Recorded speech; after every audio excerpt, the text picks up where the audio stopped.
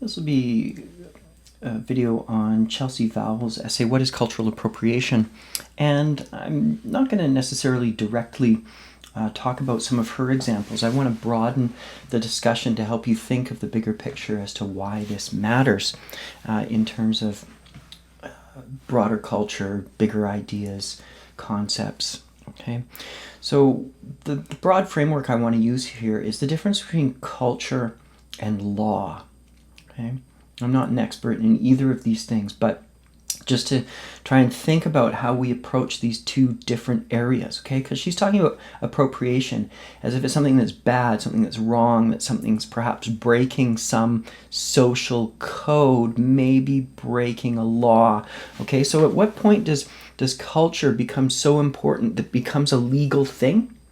And there's a spectrum here that you can think about, okay?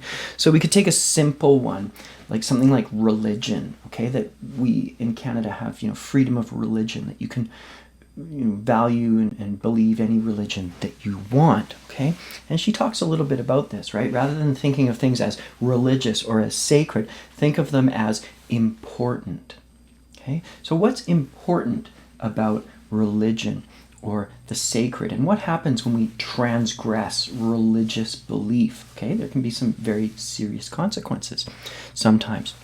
But for example, in discussions around Indigenous culture or other things, okay, sometimes, like the use of the term sacred, it's not necessarily religious. Maybe it is, maybe it's not, but it's not religious, but it's sacred. It's not sacred, but it's important. So we're backing off from maybe a strict, dogmatic, even perhaps legal definition of religious to talk about things that are sacred and important.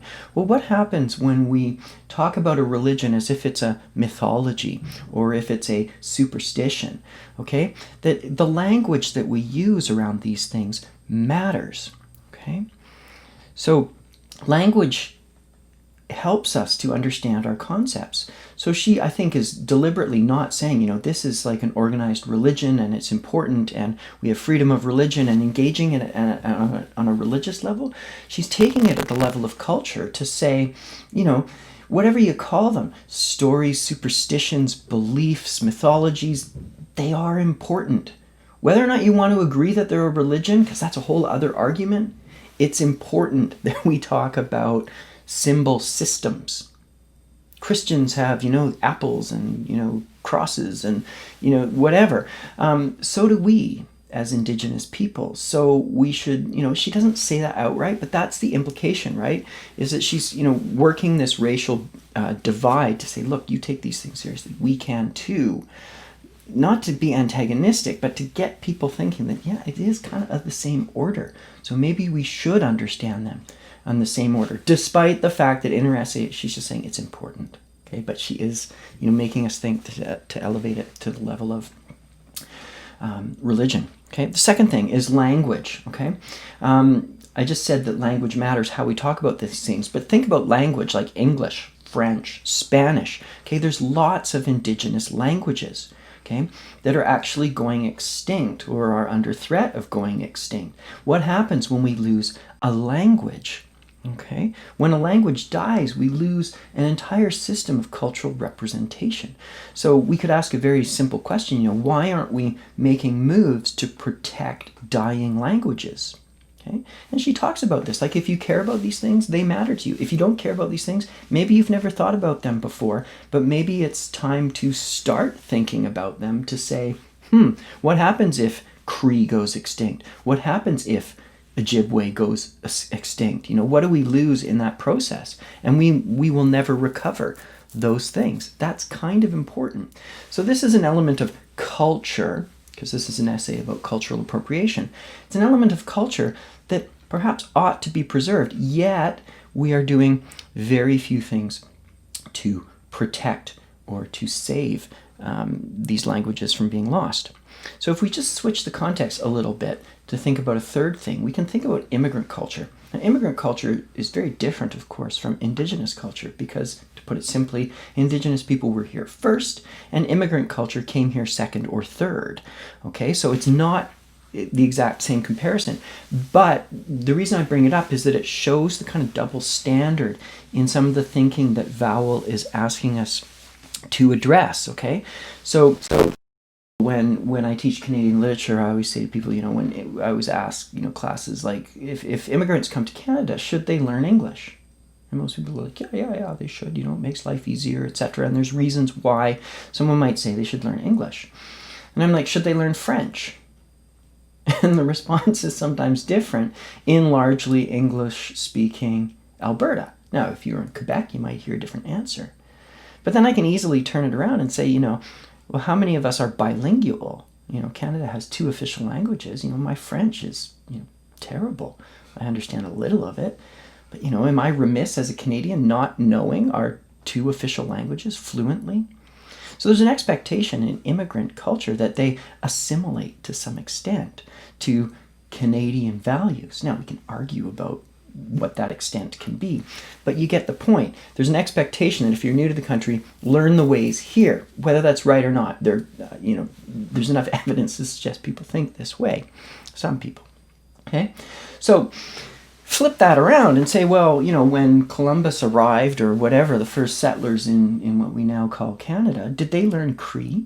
Did they learn Ojibwe? No. Okay.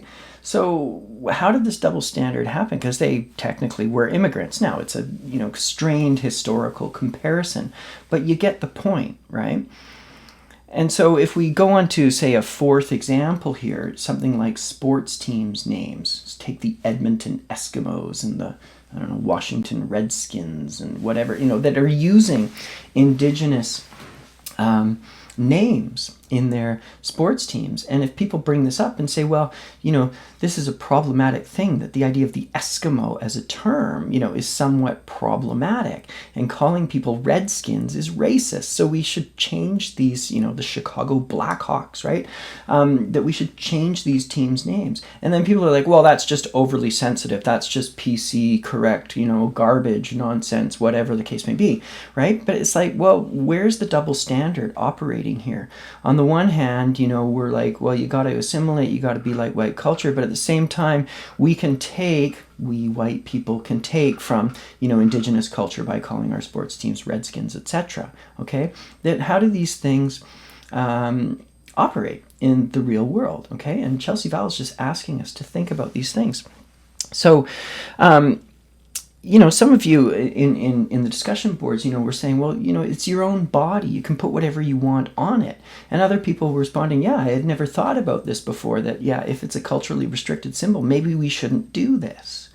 And so this goes back to not the law-culture divide, okay, but it comes back to the individual-collective divide, okay, that what can we do as individuals that's our own freedom, but at the same time, what do we have as a collective responsibility to the group and the groups, plural, that make up the society that we live in, okay? Because often, to go back to the culture law thing, is that some people say, well, they can retain their culture, but they have to obey the laws, right? So people can practice their religion as long as it doesn't involve breaking the law. Or they can practice cultural whatever practices, as long as it doesn't break the law. Well, that's an interesting, place where these things bump up against each other. That what happens if there's a cultural tradition that's important that maybe breaks law? Does the law need to change, or does the cultural tradition need to change? Now, the hard-ass line is, well, the cultural tradition has to change. But laws are also changeable, and sometimes laws are unjust. Okay? In the same way, if we go to the individual and the collective, is that, yeah, we have a personal freedom to do largely whatever we want, as long as we're not harming other people. And that's where the collective comes into it, is that what responsibilities do we have as individuals to think about the collective?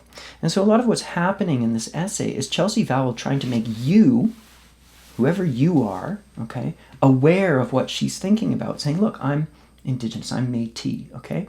And I think about these things, and this matters to me, and you, and here she's kind of positioning a white reader, you need to understand that, Okay, that it's not just about you and your personal freedoms. There's other people. And she says at the end, however uncomfortable that may be, okay, that why do you expect, if you're white, that Indigenous people will inform you nicely, okay, that there will be some propriety here when you are in fact engaging in stuff that might be highly offensive, okay, that there's a responsibility as individuals to understand what we are engaging in.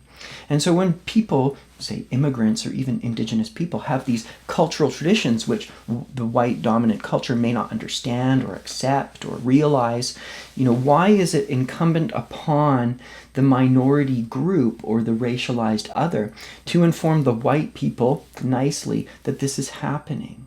What about the responsibility of the white majority, i.e. the government, the federal government, provincial government, the legislators, whatever,